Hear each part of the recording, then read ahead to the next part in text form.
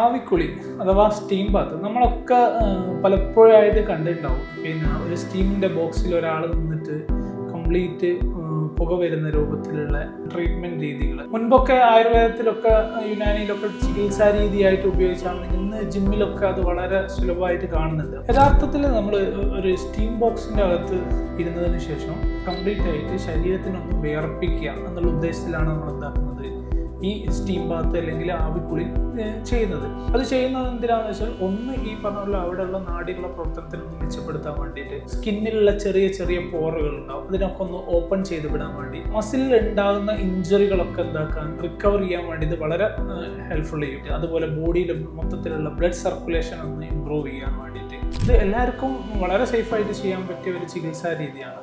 Pregnant lady, old age, കുട്ടികളിൽ അല്ലെങ്കിൽ ഭയങ്കരമായ ഡീഹൈഡ്രേഷൻ ഉള്ള ആൾക്കാരിലൊക്കെ ബാക്കിയുള്ളവർക്കൊക്കെ വളരെ എളുപ്പം ചെയ്യാൻ പറ്റിയ നല്ലൊരു എഫക്റ്റീവായിട്ടുള്ള ഒരു ചികിത്സാ രീതിയാണ്. അത് ബോഡീനൊന്ന് യുവത്വം നിലനിർത്താനൊക്കെ എല്ലാവരും നിർബന്ധമായിട്ട് ട്രൈ ചെയ്യേണ്ട ഒരു ചികിത്സാ രീതിയാണ്.